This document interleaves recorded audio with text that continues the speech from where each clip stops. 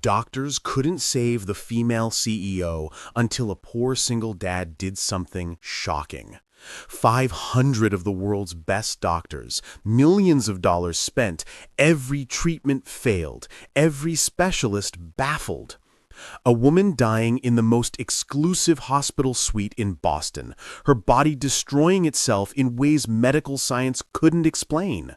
And then at 3 in the morning, a man knocked on her door holding a small glass jar, and what happened next would change everything they thought they knew about healing, about wisdom, and about who gets to be a hero. Before we continue, please tell us, where in the world are you tuning in from? We love seeing how far our stories travel. The fluorescent hallway lights of St. Mary's Hospital hummed their usual monotone symphony as Jonah Graves stood outside Suite 12, his heart hammering against his ribcage. His weathered hands, calloused from years of gripping mop handles and pushing industrial cleaning equipment, trembled slightly as they clutched the small glass jar.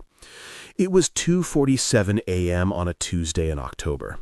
Behind that door lay Eliana Mercer, CEO of Ashford Biotech, one of the most powerful women in Massachusetts, dying.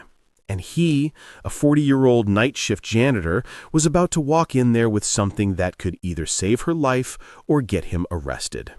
His janitor's uniform suddenly felt too tight. The jar felt impossibly heavy. What am I doing? But then he remembered watching her through the partially open door just last week, sitting alone at 3 a.m., trying to work on her laptop despite the bandages wrapped around her hands. Remembered the sound of her crying, deep, sorrowful sobs that echoed the kind of grief he knew too well. Remembered her whispering to herself, "I built my company to help people. Now I can't even help myself."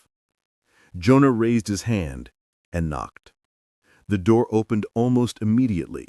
Mariah stood there, Eliana's assistant, a woman in her 50s with steel-gray hair pulled into a severe bun.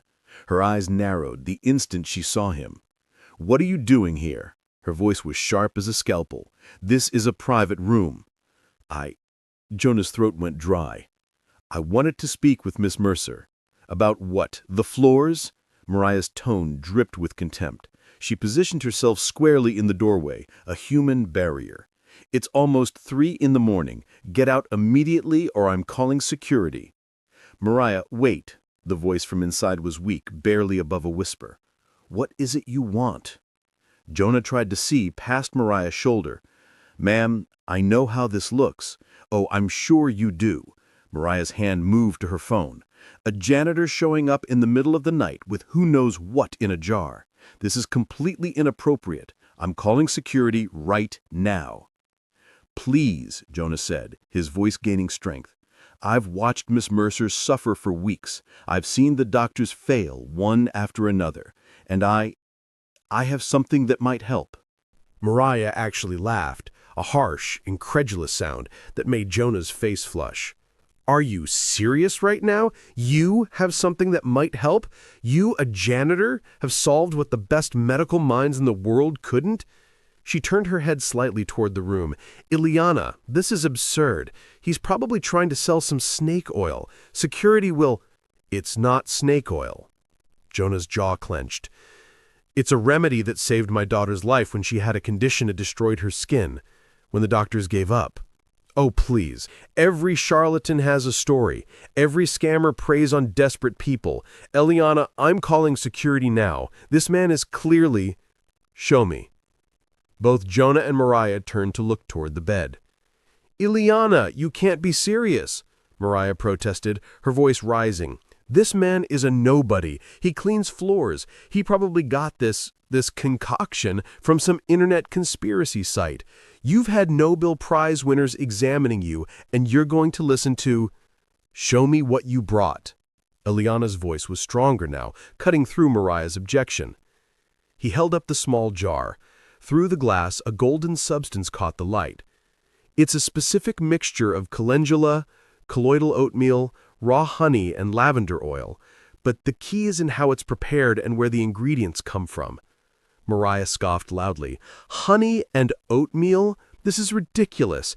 Eliana, your immunologist from Harvard prescribed cutting-edge biologics designed in a laboratory, and this janitor thinks honey is the answer. The biologics nearly killed me, Mariah. The quiet statement hung in the air. That's different, Mariah shot back. That was real medicine, not some grandmother's recipe from a man who probably didn't even graduate high school. The words hit their mark. Jonah's face flushed deeper, but he held his ground. You're right. I didn't go to college. I clean your floors and empty your trash. His voice was steady despite the tremor in his hands. But I also held my wife's hand while she died from something doctors couldn't fix. I know what it's like to watch someone slip away while experts shake their heads. And I know what it's like to see a miracle when my daughter's skin healed after everyone said it was impossible. This is emotional manipulation. Mariah turned fully toward the bed now. He's playing on your desperation. Ilyana, please, let me call security. This is dangerous. He could be mentally unstable. The jar could contain anything. Mariah, Ilyana's voice was quiet but carried an edge of steel. Look at his eyes. What?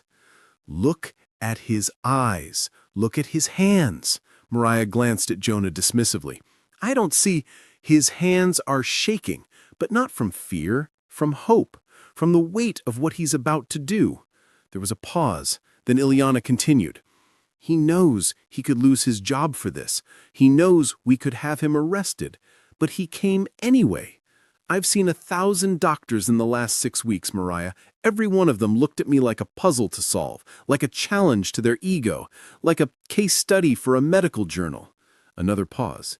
This man, he's looking at me like a person who's suffering. That doesn't mean his jar of goop will help. Mariah's voice cracked slightly. Tell me, Ilyana said to Jonah, why did you really come here tonight? Jonah met her swollen, barely visible eyes. Even from across the room, he could see the angry red welts covering her face, the scales that had replaced what was once beautiful skin. But he could also see something else, a desperate flickering hope. Because I couldn't sleep anymore, he said quietly, knowing I might have something that could help and doing nothing about it. Because every night when I clean this floor, I hear you crying when you think no one's listening. He swallowed hard. Because I know what it's like to feel helpless, ma'am, and I wouldn't wish that on anyone. 5 years ago, Jonah Graves had been a different man. He'd worked construction during the day, came home to his pregnant wife Emma at night, and dreamed about the family they were building. They'd picked out names, painted the nursery pale yellow, argued playfully about whether their daughter would have his eyes or hers. Then Emma went into labor, and everything changed. The complications started small, just some unusual bleeding.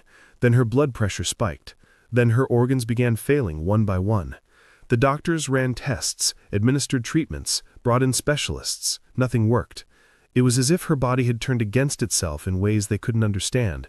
She'd held baby Sienna once, just once. Long enough to whisper, "Take care of our girl," before the machine started screaming. Jonah had buried his wife on a Tuesday, started his night shift janitorial job the following Monday. He needed the health insurance for Sienna, needed the steady paycheck, needed to keep moving, because if he stopped, the grief would swallow him whole. "Ma'am, if you don't mind me asking," Jonah said now, still standing in the doorway with Mariah glaring at him, "how long have you been sick?" Eliana's voice was hoarse. 6 weeks. It started as a rash on my arms, minor irritation. I thought it was stress, maybe an allergic reaction to new soap. A bitter laugh. Within days, it spread. Now 60% of my body is covered. The pain is indescribable, like my skin is on fire every second of every day. And the doctors? 500 consultations, specialists from Mayo Clinic, Johns Hopkins, physicians from Switzerland, Japan, Australia. Her voice cracked. 43 different treatments. Each one either did nothing or made me worse. The steroids shut down my kidneys. The immunosuppressants triggered seizures. Simple antihistamines sent me into anaphylactic shock. Mariah interjected, her voice defensive. We've tried everything. The best minds in the world have examined her. This isn't something a janitor with a jar of kitchen ingredients can fix. But Jonah had stopped listening to Mariah. He was remembering. Sienna had been 6 months old when the eczema started. tiny red patches on her cheeks that spread within days to cover her entire body. She'd screamed through the nights, her baby's skin raw and bleeding where she'd scratched it. The pediatrician prescribed steroid creams that did nothing. The dermatologist suggested elimination diets, special formulas, hypoallergenic everything. Nothing worked. Jonah had been at his breaking point, exhausted from Sienna's screaming, from sleepless nights, from watching his daughter suffer, when his elderly neighbor Maren had knocked on his door. Maren was in her 80s, a Polish immigrant who'd lived on their floor for 40 years. She'd heard Sienna crying through the walls. "My grandmother had a remedy," she'd said in her thick accent, pressing a yellowed index card into Jonah's hand. "For skin that medicine cannot help. You try, yes?" Desperate, Jonah had tried. The recipe was specific. Calendula extract from flowers grown in alkaline soil, colloidal oatmeal ground to exact fineness, raw honey from bees that fed on specific wildflowers, and lavender oil. But not just any lavender oil, it had to come from plants grown in mineral-rich soil with particular pH levels. Maren had been adamant about the preparation method too. The ingredients had to be combined at exact temperatures in a specific order. And it had to be prepared during a new moon, something Jonah had dismissed as superstition. But he'd followed every instruction anyway. Within 3 days, Sienna's skin had started healing. Within a week, it was completely clear. The pediatrician was baffled. The dermatologist had no explanation. Jonah had kept that index card in his wallet ever since, a reminder that sometimes answers came from unexpected places. "This is insane!" Mariah's voice pulled Jonah back to the present. "Eliana, you're going to trust your life to a janitor's home remedy? What will the board say? What will the medical team say when they find out? What have they done for me?" "Mariah," there was steel in Eliana's weak voice now. "500 doctors, millions of dollars, and I'm still dying. My skin is on fire every second of every day. I haven't slept in 3 weeks. I'm 35 years old, and I'm planning my funeral." Silence filled the room. "Tell me about your daughter's condition," Eliana said to Jonah. So he did. He explained Sienna's eczema, the failed treatments, Maren's remedy, the specific ingredients, and why they mattered. He talked about how calendula had anti-inflammatory properties, how colloidal oatmeal was actually FDA approved for treating skin conditions, how raw honey provided antimicrobial effects. Mariah paced the room, periodically scoffing and rolling her eyes, but Eliana listened intently, her scientific mind engaging despite her pain. "The lavender oil," Eliana said slowly. "You mentioned specific soil conditions, mineral-rich with particular pH levels, that could theoretically affect the chemical composition of the essential oils produced by the plant. You're actually considering this?" Mariah was aghast. "What else do I have to consider?" Eliana's voice rose slightly. "Another team from Berlin will tell me they've never seen anything like this. More steroids that shut down my organs. More nights wondering if I'll wake up tomorrow. But he's nobody." Mariah gestured at Jonah's uniform, her face flushed with frustration. "And maybe," Eliana said slowly, each word deliberate, "that's exactly why he can see what everyone else missed. Sometimes the answer isn't in making things more complex. Sometimes it's in remembering simplicity." Jonah placed the jar gently on the bedside table. His hands had stopped shaking. "I'll leave it here, ma'am. The instructions are taped to the side. If you decide not to use it, I understand completely. I had to try." He turned to leave. "Wait." Jonah stopped, his hand on the doorframe. "If I use this, will you come back tomorrow night to see if it worked?" Mariah made a sound of complete exasperation, but Jonah ignored her. "Yes, ma'am," he said simply. "I'll come back." After Jonah left, Mariah immediately launched into a tirade. "This is the most irresponsible thing you've ever done. A janitor, Eliana, a complete nobody with some jar of who knows what. The media will have a field day if they find out the CEO of a pharmaceutical company resorted to..." "Mariah," Ileana's voice cut through the rant. In all your concerns about appearances and protocols and what people will think, did you notice something? What?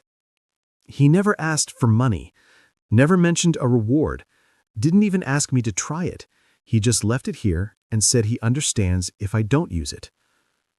Mariah fell silent, her mouth opening and closing without sound. 500 doctors, and not one of them looked at me the way that man just did. Like I was a person, not a medical mystery, not a challenge to their reputation. Just a person who's suffering. The room fell quiet, except for the soft beeping of monitors. I'm going to try it. Ileana! Just a small amount, on one patch of skin. If it makes things worse, we'll know immediately. But if it helps... Mariah, if it helps even a little... That night, despite Mariah's continued protests, Ileana carefully applied a small amount of the remedy to a patch of affected skin on her forearm. The texture was smooth, the scent gentle, lavender and honey. Within minutes, the incessant burning sensation began to ease. Not much, just enough to be noticeable. By morning, something remarkable had happened. The angry red welts in that small patch had calmed to pink. The scales had softened, and for the first time in 6 weeks, that section of skin didn't feel like it was being held over an open flame. Mariah stared at Ileana's arm in shock.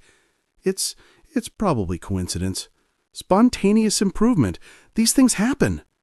But her voice lacked conviction. When Jonah returned the next night, pushing his cleaning cart down the executive wing, his stomach was in knots. Had the remedy worked? Had it made things worse? Would security be waiting to escort him out? He knocked softly on the door of Suite 12. This time, Mariah opened it without hostility. Her expression was complicated. Confusion, wonder, and something that might have been the beginnings of respect. "She wants to see you," Mariah said quietly, stepping aside. Jonah entered. Ileana was sitting up slightly in bed, and even from across the room, he could see the difference. The patch of skin where she'd applied the remedy looked dramatically better. "It worked," Ileana said, her voice stronger than the night before. "Mr. Graves, it actually worked." "Jonah," he said automatically. "Please, just call me Jonah." "Jonah."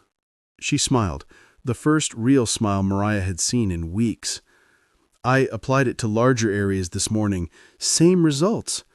The pain is less. The burning has stopped in those spots. It's like my skin is remembering how to be skin again." Over the next 3 days, the improvement was undeniable. The remedy that 500 doctors had failed to provide had come from a janitor's wallet, written on a yellowed index card by an elderly Polish woman who'd learned it from her grandmother. Mariah, forced to acknowledge what she was seeing, became an unlikely ally. She helped document the recovery, ensured consistent application of the remedy, and even researched the scientific basis for why it might be working. "I owe you an apology," Mariah said to Jonah on the 4th night. "I judged you, dismissed you, nearly had you arrested for trying to help." "You were protecting her," Jonah said simply. "I understand that." "No," Mariah shook her head. "I was protecting my assumptions, my belief that wisdom only comes from people with the right credentials, the right degrees, the right positions." She looked at him directly. "You taught me something important. Sometimes the answer isn't in the people we expect." As Ileana's condition improved, something else began to happen. During his nightly cleaning rounds, Jonah would stop by her room, just for a few minutes at first, to check on her progress, to adjust the remedy's application based on which areas needed more attention. But the conversations began to stretch. 5 minutes became 10, 10 became 30. Soon Jonah was spending his break sitting in the chair beside Ileana's bed, talking about everything and nothing.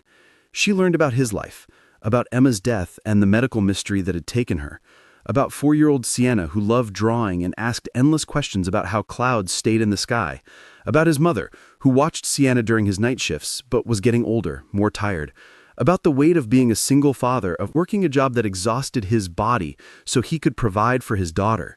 He learned about her life, too, about building Ashford Biotech from nothing, about the pressure of being a woman CEO in a male-dominated industry, about the loneliness at the top, where everyone wanted something from you, but few truly saw you, about her dreams of making medicine accessible, of funding research for diseases that pharmaceutical companies ignored because they weren't profitable enough. "I've been so focused on helping people on a grand scale," Ileana said one night, "that I forgot what it feels like to be helped as a person, not as a CEO or a case study, just as someone who's suffering." "Sometimes we get so lost in the big picture that we forget the small moments or what actually matter," Jonah replied.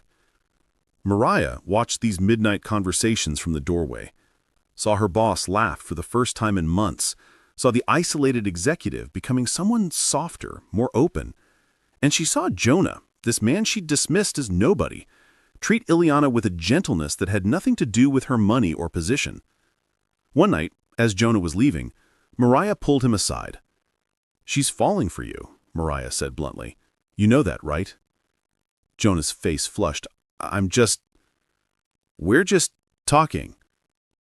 "Jonah," Mariah's voice was gentle now, "I've worked for Ileana for 8 years. I've never seen her look at anyone the way she looks at you, and I've certainly never seen her laugh the way she does when you're here." "She's a CEO. I'm a janitor. Those worlds don't mix." "They're just labels. And maybe it's time both of you stopped letting labels define what's possible." By December, Ileana's skin had healed enough for discharge. The doctors were baffled but couldn't argue with results. Her case would be studied for years, the mysterious condition that hundreds of specialists couldn't solve, cured by a simple remedy. The night before she was set to leave, Ileana asked Jonah to meet her in the hospital garden. It was cold, but she wanted fresh air, wanted to feel the wind on her skin without pain for the first time in months. Mariah came too, standing a respectful distance away as Jonah and Ileana sat on a bench surrounded by dormant flower beds. "You saved my life," Ileana said, her breath visible in the December air. "You saved your own life by being brave enough to trust someone you had every reason to dismiss." "I don't want this to end," Ileana said quietly. "These conversations, seeing you every night, I know it's complicated. I know our lives are completely different, but I'd like to see you again, outside these walls, if you'd want that." Ileana's smile was radiant. "I'd like that very much." Their first date was at a small coffee shop in downtown Boston. Ileana arrived. No designer clothes, no makeup to hide behind, just her. Jonah wore his nicest shirt, nervous in a way he hadn't been since high school. They were both awkward at first, stumbling over words, unsure how to act outside the familiar rhythm of hospital room conversations. But then, Ileana laughed at one of Jonah's stories about Sienna trying to teach their elderly neighbor's cat to fetch, and the tension broke. They talked for 3 hours. The coffee shop staff started cleaning around them. Neither noticed. If you've ever felt like two different worlds could never connect, like the distance between who you are and who you want to be with is too great to cross, you know exactly what Jonah and Ileana were feeling in that moment. The hope mixed with fear, the possibility mixed with doubt. Their second date was at a bookstore. Ileana insisted, saying she wanted to buy picture books for Sienna. She spent 40 minutes carefully selecting stories about brave girls and curious minds, asking Jonah detailed questions about what his daughter would like. Watching her flip through children's books with such genuine care, Jonah felt something shift in his chest. This wasn't the powerful CEO. This was just a woman who wanted to make a 4-year-old happy. "Would you—" He hesitated. "Would you want to meet her? Sienna, I mean. No pressure. It's just—" "Yes." Ileana's answer was immediate. "I'd love to." The following Saturday, Ileana arrived at Jonah's modest apartment in a middle-class neighborhood 40 minutes from Boston's downtown. She held a stuffed bunny and a set of watercolor paints, gifts she'd agonized over for days, terrified of getting it wrong. Sienna peeked out from behind Jonah's leg, her eyes wide and curious. Ileana knelt down to her level, making herself smaller, less intimidating. "Hi, Sienna." Your daddy told me you like to draw. I brought some paints. Want to show me what you can make? For a long moment, Sienna just stared. Then, slowly, she emerged from behind Jonah's leg. "Can you paint clouds?" Sienna asked, in her small voice. "I'm not very good at it," Eliana admitted. "But maybe you could teach me?" That afternoon, Jonah watched from his tiny kitchen as Eliana and his daughter sat on the living room floor, surrounded by papers and paint. Eliana asked Sienna about each drawing with genuine interest, not the polite attention adults sometimes give children, but real curiosity. "This one is Daddy," Sienna explained, pointing to a stick figure with a big smile. "And this is me. And this—" She hesitated, glancing at Eliana shyly. "This could be you, if you want." Eliana's eyes glistened. "I would love that." Over the following months, Eliana became woven into the fabric of their small family. She took Sienna to the aquarium, patiently explaining about each creature while Sienna pressed her face against the glass in wonder. They went to parks, where Eliana pushed Sienna on swings, and Jonah watched them both, his heart full in a way he hadn't felt since Emma. Movie nights became a tradition. The three of them squeezed onto Jonah's old couch, sharing popcorn, Sienna eventually falling asleep between them. Eliana would carefully lift Sienna's head onto her lap, stroking her hair with a tenderness that made Jonah's throat tight. One evening, as Jonah tucked Sienna into bed, his daughter looked up at him with serious eyes. "Daddy," she whispered, "is Ellie going to be my new mommy?" Jonah's breath caught. "Would you want that, sweetheart?" Sienna nodded vigorously. "She's nice, and she knows about clouds, and she doesn't leave even when I ask her a million questions." After Sienna fell asleep, Jonah found Eliana in the living room. He told her what Sienna had asked. Eliana was quiet for a long moment. Then she said, "I never thought I'd have this. A family. I was always too busy, too focused on the company. I told myself I didn't need it. But then I met you and Sienna, and I realized I wasn't too busy. I was just waiting for the right people." Eliana invited them to her home the following weekend, a massive house in an exclusive Boston suburb. Sienna's eyes went wide as they drove through the gates. "You live in a castle," Sienna breathed. Eliana laughed. "It's too big for just me. Houses like this need families. They need laughter and messy art projects and people who actually live in them, not just sleep there between workdays." Jonah's mother came to visit one afternoon, the woman who'd been caring for Sienna during Jonah's night shifts, exhausted but loving. She watched Eliana interact with her granddaughter, saw how naturally they fit together. Later, as Eliana showed Sienna the garden, Jonah's mother pulled him aside. "She looks at you the way Emma did," his mother said quietly. "With real love, not the kind that's about what you can provide or who you are on paper, the kind that sees your soul." "It feels too good to be true," Jonah admitted, "like I'm going to wake up and realize it was just a dream." His mother touched his cheek gently. "Then stop waiting to wake up. Start living it." 6 months after their first date, Jonah and Eliana were married in the hospital garden where everything had begun, where Jonah had first held a small jar and Eliana had first chosen to trust. It was a small ceremony.